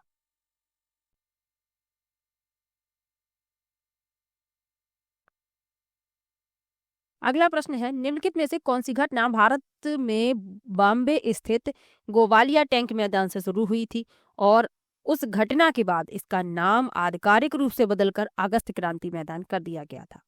पहला है 1857 का विद्रोह, दूसरा है भारत छोड़ो आंदोलन, तीसरा है खिलाफत आंदोलन और चौथा है चित्तगांव बगावत। तो इसमें आपका जो विकल्प सही है वह है दूसरा विकल्प, भारत छोड़ो आंदोलन। अब ये इम्पोर्टेंट है तो इसकी डिटेल मैंने लिखी हुई है। भारत छोड़ो आंदोलन अगस्त 1942 को बम्बई के गोवालिया टैंक मैदान में महात्मा गांधी द्वारा अखिल भारतीय कांग्रेस कमेटी के सत्र के दौरान शुरू किया गया था। इस ऐतिहासिक घटना के बाद इस मैदान का आधिकारिक तौर पर नाम बदलकर अगस्त क्रांति मैदान कर दिया गया। गांधी जी ने यहीं से करो या मरो का प्रसिद्ध नारा दिया। तो इतना याद रखिएगा। चलिए आगे बढ़ते हैं। 1857 के विद्रोह के बारे में जो अन्य विकल्प हैं उनके बारे में और लिखा हुआ है। यह विद्रोह मुख्य रूप से मेरठ से 10 मई 1857 को शुरू हुआ था और देश के उत्तरी और मध्य भागों में फैला था। खिलाफत आंदोलन, तो यह आंदोलन मुख्य रूप से प्रथम विश्व युद्ध के बाद तुर्की के खलीफा के समर्थन में भारतीय मुसलमानों द्वारा शुरू किया गया था। और चित्तगांव बगावत यह 1930 में चटगांव में सूरसेन के नेतृत्व में एक सशस्त्र विद्रोह था। चलिए आगे बढ़ते हैं। भारत में संसद की दोनों सभाओं का संयुक्त बैठक बुलाने की शक्ति किसके पास है? भारत में संसद की दोनों सभाओं की संयुक्त बैठक बुलाने की, पहला है राष्ट्रपति, दूसरा है लोकसभा अध्यक्ष, तीसरा है लोकसभा में सभा के नेता और चौथा है लोकसभा के अध्यक्ष और राज्यसभा के सभापति द्वारा संयुक्त रूप से। तो भारत में संसद की दोनों सभाओं की संयुक्त बैठक बुलाने की जो शक्ति है वह भारत के राष्ट्रपति के पास है। पहला विकल्प सही हो जाएगा। भारतीय संविधान के अनुच्छेद 108 के तहत भारत के राष्ट्रपति को संसद के दोनों सदनों की संयुक्त बैठक बुलाने का अधिकार है। तो अनुच्छेद भी याद रखिएगा, यहाँ लिखा हुआ है, यही लिखा हुआ है जो आपको बताया है। चलिए आगे बढ़ते हैं। सिक्किम के भारत में एकीकरण के लिए आंदोलन का नेतृत्व निम्नलिखित में से किसने किया? पहला है चोंग्याल, दूसरा है काजी लेहंदुप दोरजी खांग सरपा, तीसरा है लाल डेंगा और चौथा है अंगामी जापू फिजो।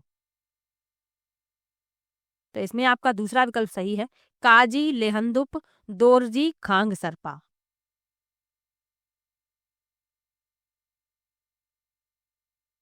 यहाँ पर मैंने डिटेल में लिखा है कि काजी लेहंदुप दोरजी खांग सरपा ने सिक्किम में भारत के साथ एकीकरण के लिए आंदोलन का नेतृत्व किया।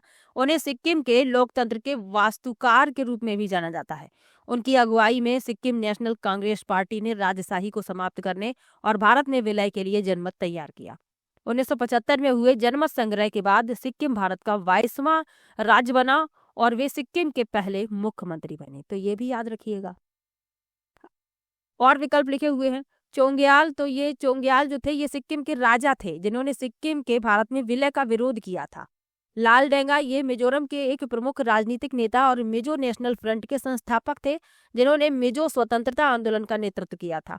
और अंगामी जापू फिजो तो वे नागालैंड के एक राष्ट्रवादी नेता थे और नागा राष्ट्रीय परिषद के संस्थापक थे जिन्होंने नागा विद्रोह का नेतृत्व किया था। अगला प्रश्न है, हिमालय की सबसे उत्तरी भाग में स्थित श्रृंखला अथवा आंतरिक हिमालय को क्या कहते हैं? पहला है हिमांचल, दूसरा है शिवालिक, तीसरा है हिमाद्री और चौथा है पूर्वांचल। तो इसमें आपका तीसरा विकल्प सही है, हिमाद्री। सबसे उत्तरी भाग में स्थित श्रृंखला अथवा आंतरिक हिमालय को हिमाद्री कहा जाता है। हिमालय की सबसे उत्तरी और निरंतर श्रृंखला को हिमाद्री या ग्रेट हिमालय या आंतरिक हिमालय कहा जाता है। इस श्रृंखला में विश्व की सबसे ऊंची चोटियां शामिल हैं जैसे माउंट एवरेस्ट, कंचनजंगा, मकालू आदि। ये भी याद रखिए। हिमांचल तो यह मध्य हिमाचल हिमालय का हिस्सा है जो हिमाद्री के दक्षिण में है। शिवालिक जो है ये हिमालय की सबसे गहरी, सबसे बाहरी या दक्षिणी श्रृंखला है। और पूर्वांचल यह हिमालय का पूर्वी विस्तार है जिसमें पूर्वोत्तर भारत की पहाड़ियां शामिल हैं जो उत्तर दक्षिण दिशा में फैली हुई हैं। चलिए आगे बढ़ते हैं। निम्नलिखित में से खारे पानी का साधन कौन सा है? पहला है नहरें, दूसरा है जलाशय, तीसरा है नदियां और चौथा है लैगून। तो खारे पानी का साधन है लैगून, चौथा विकल्प सही हो जाएगा।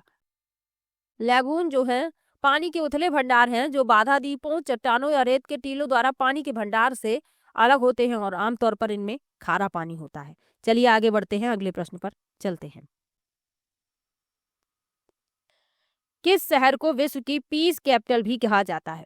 पहला है एथेंस, दूसरा है सेंट पीटर्सबर्ग, तीसरा है जेनेवा और चौथा है यरूशलेम। तो विश्व की पीस कैपिटल कहा जाता है जेनेवा को, तीसरा विकल्प सही हो जाएगा।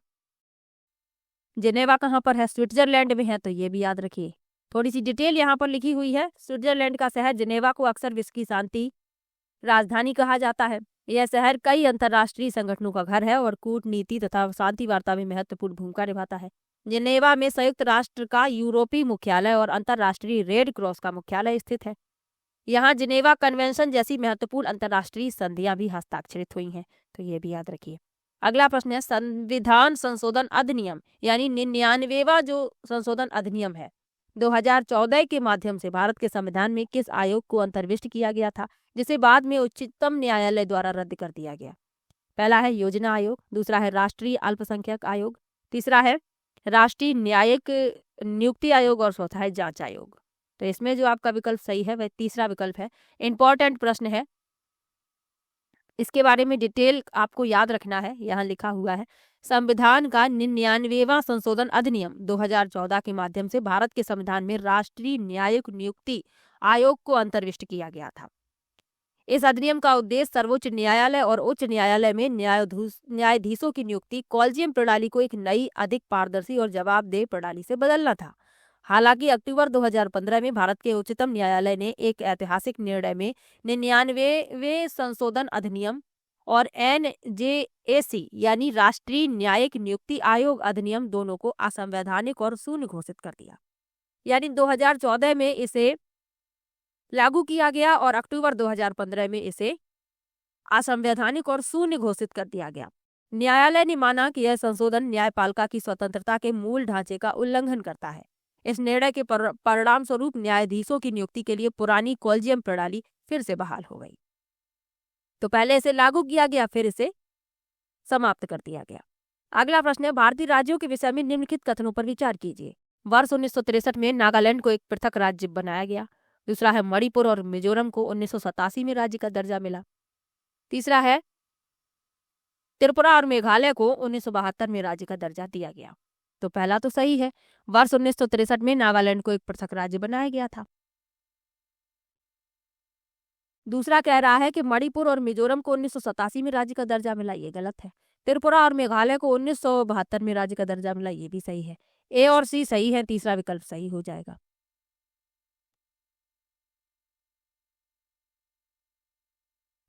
अब जो बी है ये क्यों गलत है? तो मिजोरम को 1987 में राज्य का दर्जा दिया गया था, लेकिन मणिपुर को 1972 में पूर्ण राज्य का दर्जा मिल गया था। तो ये आपको याद रखना है, इसीलिए बी वाला गलत है। यहाँ डिटेल लिखी हुई है, यही डिटेल लिखी हुई है जो आपको बताई है। अगला प्रश्न है, जेट धाराएं क्या है? लिखा है मृदा संरक्षण की सुरक्षा बेल्ट विधि के भीतर भू रचना की एक तकनीक। दूसरा है पृथ्वी के परिभ्रमण से उत्पन्न प्रत्यक्ष बल। तीसरा है कच्छ वनस्पति द्वारा अनुभूत ज्वारीय बल। और चौथा है अत्यधिक ऊंचाई वाली पश्चिमी हवाओं की सक्रिय पट्टी। तो जेट धाराएं क्या है? ये तेज धाराओं की सक्रिय पट्टियां होती हैं जो पृथ्वी के वायुमंडल में उच्च ऊंचाइयों पर पश्चिम से पूर्व की ओर बहती हैं, आमतौर पर ऊपरी क्षोभ मंडल और निचले समताप मंडल में।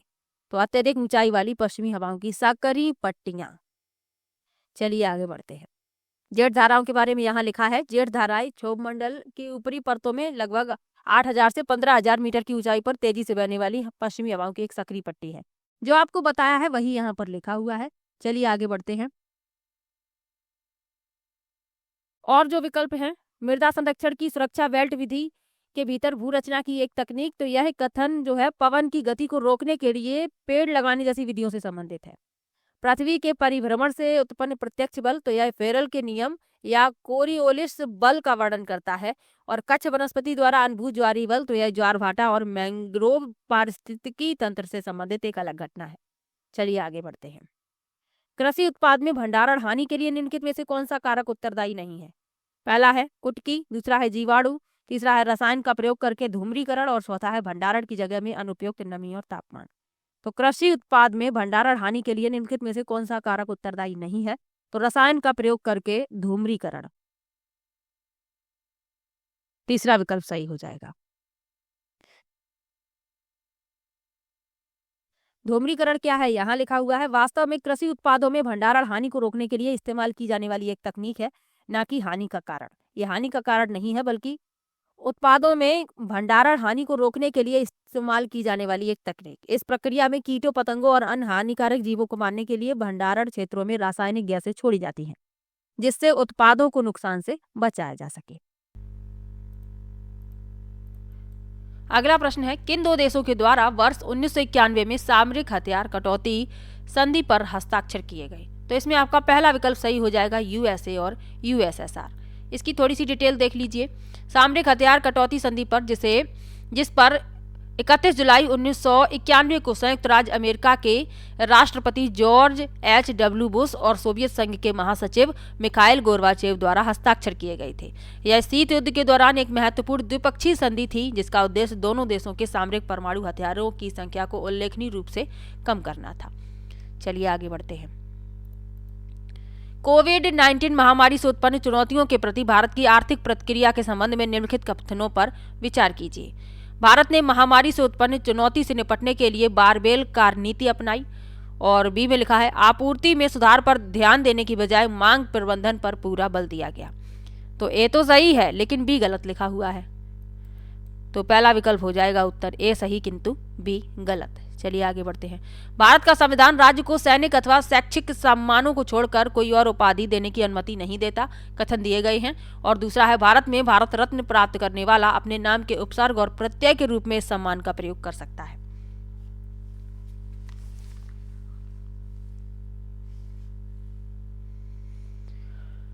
तो ए तो सही लिखा हुआ है, लेकिन बी गलत है। भारत रत्न के बारे में आपको बताया है कि भारत रत्न प्राप्तकर्ता अपने नाम के उपसर्ग और प्रत्यय के रूप में इसका प्रयोग नहीं कर सकता, और इसमें लिखा है कर सकता है। तो ए सही है, बी गलत है। पहला विकल्प उत्तर हो जाएगा। अगला प्रश्न, इसके बारे में थोड़ा डिटेल में यहाँ पर लिखा हुआ है, ये आपको पहले ही बता दिया है, तो बार बार बताने की जरूरत नहीं है। अलेक्जेंडर पार्केस द्वारा वर्ष 1862 में गर्म किए गए सेलुलोज से विकसित सामग्री फिल करना है का विश्व का पहला प्रयोग था। पहला है रबड़, दूसरा है प्लास्टिक, तीसरा है सिलिकॉन और चौथा है वनस्पति दूध यानी लेटेक्स। तो इसमें आपका जो विकल्प सही है वह है दूसरा विकल्प प्लास्टिक। यहाँ पर प्लास्टिक फिल किया जाएगा। थोड़ी सी डिटेल यहाँ पर लिख दी है। अलेक्जेंडर पार्केस ने 1862 में लंदन में अंतर्राष्ट्रीय प्रदर्शनी में पार्केसन नामक सामग्री का प्रदर्शन किया था। यह सामग्री गर्म किए गए सेलुलोज, वनस्पति तेल और अन्य रसायनों से बनाई गई थी। यह मानव निर्मित पहली प्लास्टिक सामग्री थी जिसे गर्म करने पर ढाला जा सकता था और ठंडा होने पर अपना आकार बनाए रखती थी। हालांकि पार्केसन व्यावसायिक रूप से सफल नहीं रही, लेकिन इसने आधुनिक प्लास्टिक उद्योग की नींव रखी। चलिए आगे बढ़ते हैं। भारत में हरित क्रांति के बारे में कौन सा कथन सही नहीं है, यानी जो गलत है वह बताना है। पहला है, यह खाद्य पर्याप्ति पहल नहीं थी। दूसरा है, यह उत्पादन को बढ़ाने के लिए उच्च पैदावार वाले किस्म के बीजों को प्रयोग करने की कार्यनीति पर आधारित थी। तीसरा है, कृषि में वृद्धि पर हरित क्रांति का प्रभाव गेहूं उत्पादन में सर्वाधिक था। और चौथा है, पहल के एक भाग के रूप में सरकार ने किसानों की उपज को प्रदत्त मूल्य पर खरीदने की गारंटी दी थी। तो भारत में हरित क्रांति के बारे में जो सही नहीं है वह है पहला, यह खाद्य पर्याप्ति पहल नहीं थी, क्योंकि ये तो खाद्य पर्याप्ति पहल थी और इसमें लिखा है नहीं थी, तो यही गलत हो गया। हरित क्रांति के बारे में याद रखिए, हरित क्रांति एक महत्वपूर्ण कृषि पहल थी जिसने 1960 के दशक के मध्य में भारत में खाद्यान्न उत्पादों में भारी वृद्धि की। इसका मुख्य उद्देश्य देश को अकाल और खाद्य कमी से निकालकर खाद्यान्न में निर्भर बनाना था। जनक कौन थे? तो विश्व स्तर पर यदि पूछे जाएं तो हरित क्रांति के जनक अमेरिकी कृषि वैज्ञानिक नॉर्मन बोरलॉग माने जाते हैं और भारत में हरित क्रांति लाने का श्रेय महान कृषि वैज्ञानिक डॉक्टर MS स्वामीनाथन को जाता है। तो दोनों ही बातें याद रखिए, दोनों ही बातों में अंतर याद रखिए। चलिए आगे बढ़ते हैं। देशों और उनके द्वारा अपनाई गई मुद्रा के नाम वाले निम्नलिखित युग्मों में से कौन सा युग्म का मिलान सही नहीं है? पहला है अर्जेंटीना पेसो, दूसरा है ब्राजील फोरेंट, तीसरा है एस्टोनिया यूरो और चौथा है घाना सेडी। तो जो गलत है वह हमें बताना है। 3 सही लिखे हुए हैं, 1 गलत है। तो दूसरा विकल्प उत्तर हो जाएगा ब्राजील फोरेंट, क्योंकि ब्राजील की जो मुद्रा है वह ब्राजीलियाई रियल है। यहाँ मैंने लिख दिया है, ब्राजील की आधिकारिक मुद्रा ब्राजीलियाई रियल है, ना कि फोरेंट। फोरेंट जो है हंगरी देश की मुद्रा है। तो ये भी याद रखिएगा साथ में। अगला प्रश्न है, CITES के संबंध में निम्नलिखित कथनों पर विचार कीजिए। यही प्रश्न यहाँ इंग्लिश में लिखा हुआ है, लेकिन यहाँ पर 86 हो गया है और यहाँ 87। CITES विभिन्न सरकारों के बीच अंतर्राष्ट्रीय वन्य जीव जंतु और वनस्पति की संकटापन्न प्रजातियों के दुर्व्यवहार संबंधी अभिसमय एक अंतर्राष्ट्रीय समझौता है। CITES यह सुनिश्चित करता है कि जानवरों और पौधों की प्रजातियां संरक्षित रहें। डॉल्फिन और ऑर्किड CITES द्वारा संरक्षित प्रजातियां हैं। अब जो सही है वह हमें बताने हैं। तो इसमें A सही है और C सही है। चौथा विकल्प उत्तर हो जाएगा। यहाँ पर इसके बारे में थोड़ा जान लीजिए। CITES वन्य जीव जंतुओं और वनस्पतियों की लुप्त प्राय प्रजातियों के अंतर्राष्ट्रीय व्यापार को विनियमित करने के लिए एक अंतर्राष्ट्रीय समझौता है। फुल फॉर्म लिखे हुए हैं, convention on international trade in endangered species of wild fauna and flora, Hindi में वन्य जीव और वनस्पति की लुप्त प्राय प्रजातियों के अंतर्राष्ट्रीय व्यापार पर अभिसमय। चलिए आगे बढ़ते हैं। किन 2 दलों ने वर्ष 1707 में एक्ट ऑफ यूनियन पर हस्ताक्षर किए जिसके फलस्वरूप United kingdom of great Britain का गठन हुआ? पहला है इंग्लैंड और स्कॉटलैंड, दूसरा है इंग्लैंड और आयरलैंड गणराज्य, तीसरा है उत्तरी आयरलैंड और वेल्स और चौथा है वेल्स और दक्षिणी आयरलैंड। तो इसमें आपका पहला विकल्प सही है, इंग्लैंड और स्कॉटलैंड। यहाँ पर मैंने लिख दिया है, वर्ष 1707 में एक्ट ऑफ यूनियन पर इंग्लैंड और स्कॉटलैंड के प्रतिनिधियों ने हस्ताक्षर किए थे। इस संधि ने इंग्लैंड साम्राज्य और स्कॉटलैंड साम्राज्य को मिलाकर United kingdom of great Britain नामक एकल संप्रभु राज्य का निर्माण किया। इस अधिनियम के साथ ही दोनों देशों की अपनी अलग अलग संसदें समाप्त हो गईं और लंदन में एक संयुक्त ब्रिटिश संसद स्थापित हुई। चलिए आगे बढ़ते हैं। भारत में श्वेत क्रांति की पृष्ठभूमि पर 1976 में कौन सी फिल्म बनी थी? पहला है तमस, दूसरा है मंथन, तीसरा है उड़ान और चौथा है आरोहण। तो श्वेत क्रांति की पृष्ठभूमि पर 1976 में जो फिल्म बनी थी वह है मंथन। दूसरा विकल्प सही हो जाएगा। अगला प्रश्न है, भारतीय शास्त्रीय नृत्य के बारे में निम्नलिखित कथनों पर विचार कीजिए। किसी नृत्य शैली को तभी शास्त्रीय माना जाता है जब वह नाट्य शास्त्र में दिए गए निर्देशों का पालन करती हो। और संगीत नाटक अकादमी ने वर्ष 2000 में सत्तरिया नृत्य को शास्त्रीय नृत्य का दर्जा देकर इसे 8वीं भारतीय शास्त्रीय नृत्य शैली बनाया। अब इसमें जो सत्य हैं वह बताने हैं। तो दोनों ही सही लिखे हुए हैं। यहाँ पर डिटेल लिखी हुई है किसी नृत्य शैली को तभी शास्त्रीय माना जाता है जब वह नाट्य शास्त्र में दिए गए दिशा निर्देशों का पालन करती है। यह कथन सही है। भारतीय शास्त्रीय नृत्य की नींव भरत मुनि द्वारा लिखित ग्रंथ नाट्य शास्त्र में दी गई है, और बी भी सही है। अब आपको जानना ये जरूरी है कि किस राज्य का कौन सा शास्त्रीय नृत्य है। तमिलनाडु का भरतनाट्यम नाट्यम, दूसरा है उत्तर प्रदेश का कथक, केरल का कथकली, आंध्र प्रदेश का कुचिपुड़ी, ओडिशा का ओडिसी, मणिपुर का मणिपुरी, केरल का मोहिनीअट्टम और असम का सतरिया। ये आपको याद रखने हैं। अगला प्रश्न है, भारत में निम्नलिखित में से किस ऐतिहासिक स्मारक का निर्माण अंग्रेजों द्वारा नहीं किया गया। पहला है गोलघर बिहार, दूसरा है राइटर्स बिल्डिंग पश्चिम बंगाल, तीसरा है गेटवे ऑफ इंडिया महाराष्ट्र और चौथा है गोल गुंबज कर्नाटक। तो जिसका निर्माण अंग्रेजों द्वारा नहीं किया गया वह है गोल गुंबज कर्नाटक। गोल गुंबज बीजापुर में स्थित है, और बीजापुर कहाँ पर है? कर्नाटक में। यह भारत इस्लामी वास्तुकला का एक प्रतिष्ठित उदाहरण है। इसका निर्माण आदिल शाही वंश के मोहम्मद आदिल शाह के शासनकाल में 1656 में हुआ था। अब यहाँ पर इन चारों की डिटेल लिखी हुई है। गोल गुंबज अंग्रेजों ने नहीं बनवाया, इसके बारे में आपको बता दिया। गोलघर बिहार, इसका निर्माण कैप्टन जॉन गारिस्टिन द्वारा ब्रिटिश ईस्ट इंडिया कंपनी के अनाज के भंडार गृह के रूप में किया गया। राइटर्स बिल्डिंग, इसका पश्चिम बंगाल में निर्माण किया गया 1777 में ब्रिटिश ईस्ट इंडिया के कनिष्ठ लेखकों के कार्यालय के रूप में। और गेटवे ऑफ इंडिया, इसका निर्माण किया गया 1924 में किंग जॉर्ज पंचम और क्वीन मैरी के भारत आगमन की याद में। चलिए आगे बढ़ते हैं।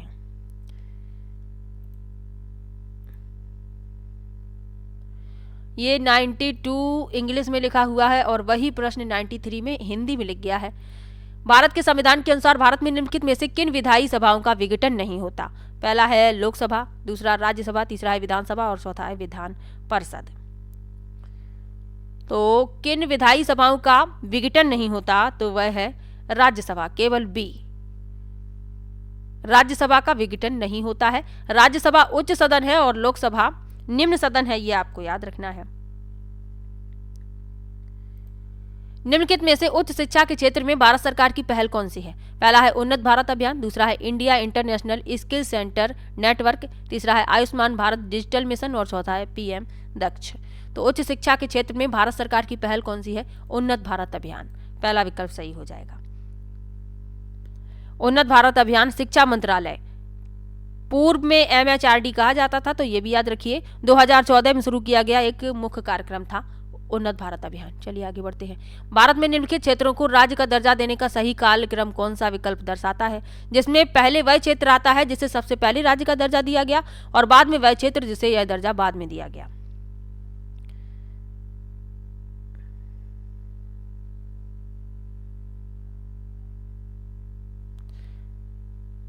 तो इसमें जो आपका विकल्प सही है वह है पहला विकल्प। नागालैंड को पहले मिला, फिर मिजोरम को, फिर मेघालय को। चलिए आगे बढ़ते हैं। निम्नलिखित में से किस वनस्पति क्षेत्र में माध्य वार्षिक औसत तापमान सर्वाधिक होता है। पहला है उष्णकटिबंधीय, दूसरा है उपोष्णकटिबंधीय, तीसरा है शीतोष्ण और चौथा है एल्पाइन। तो इसमें जो आपका विकल्प सही है वह है पहला विकल्प उष्णकटिबंधीय। उष्णकटिबंधीय वनस्पति क्षेत्र भूमध्य रेखा के पास स्थित है और पूरे वर्ष लगातार उच्च तापमान का अनुभव करते हैं, तो ये भी याद रखिए। अगला प्रश्न, इटली की मधुमक्खी की निम्नलिखित में से किस प्रजाति का प्रयोग वाणिज्यिक शहद उत्पादन के लिए किया जाता है। पहला है एपिस सिराना, दूसरा है ए मेलिफेरा, तीसरा है ए डोरसाटा और चौथा है ए फिलोरे। तो इटली की मधुमक्खी है ए मेलिफेरा, इसका प्रयोग वाणिज्यिक शहद के उत्पादन के लिए किया जाता है।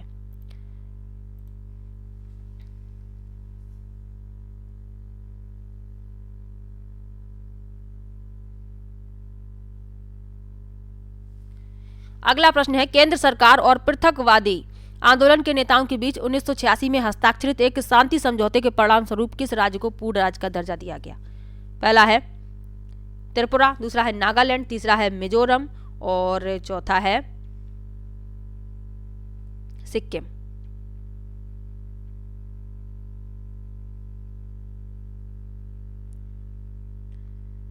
तो इसमें जो आपका विकल्प सही है वह है पहला विकल्प त्रिपुरा। चलिए आगे बढ़ते हैं। हिमालय की निम्नलिखित में से कौन सी चोटी भारत में स्थित है। पहला है धौलगिरी, दूसरा है नंगा पर्वत, तीसरा है अन्नपूर्णा और चौथा है कामेत।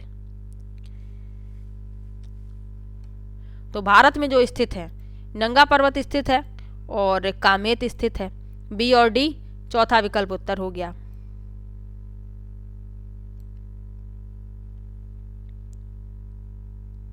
नंगा पर्वत जो है ये भारत के केंद्र शासित प्रदेश जम्मू और कश्मीर में स्थित है।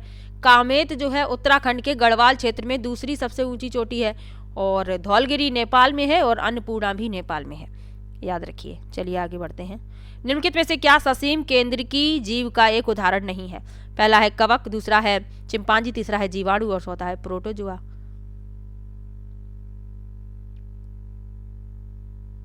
तो इसमें जो आपका विकल्प सही है वह है जीवाणु। ससीम केंद्रकी जीव का उदाहरण नहीं है जीवाणु। जीवाणु जो है ये प्रोकैरियोटिक होते हैं, उनके पास केंद्रक नहीं होता है। और बाकी आप तीनों देख रहे हैं कवक, चिंपांजी और प्रोटोजोआ, ये यूकैरियोटिक जीव हैं, तो ये याद रखिए। चलिए आगे बढ़ते हैं। निम्नलिखित कथनों पर विचार कीजिए। मूल कर्तव्य खंड 1950 में अंगीकृत भारत के मूल संविधान का एक भाग नहीं था। बी है इसे 1960 के दशक में किए गए असंवैधानिक संशोधनों की श्रृंखला के माध्यम से अंतर्विष्ट किया गया। ये 101 नंबर का प्रश्न है। तो इसमें जो सही है वह बताने हैं। तो पहला तो सही है और बी गलत है। बी क्यों गलत है? क्योंकि जो मौलिक कर्तव्य है इनकी अवधारणा 42वें संविधान संशोधन अधिनियम 1976 द्वारा प्रस्तुत की गई। ये कर्तव्य स्वर्ण सिंह समिति की सिफारिशों के आधार पर जोड़े गए। तो ये आपको याद रखना है। इसमें लिखा है 1960, तो ये गलत है। ए सही बी गलत, पहला विकल्प उत्तर हो गया। 102 नंबर का ये प्रश्न है। औपनिवेशिक भारत में प्रकाशित किस समाचार पत्र पत्रिकाओं की स्थापना M.K. गांधी द्वारा नहीं की गई? पहला है नवजीवन, दूसरा है इंडियन ओपिनियन, तीसरा है यंग इंडिया और चौथा है वंदे मातरम। तो इसमें जो विकल्प सही है वह है वंदे मातरम।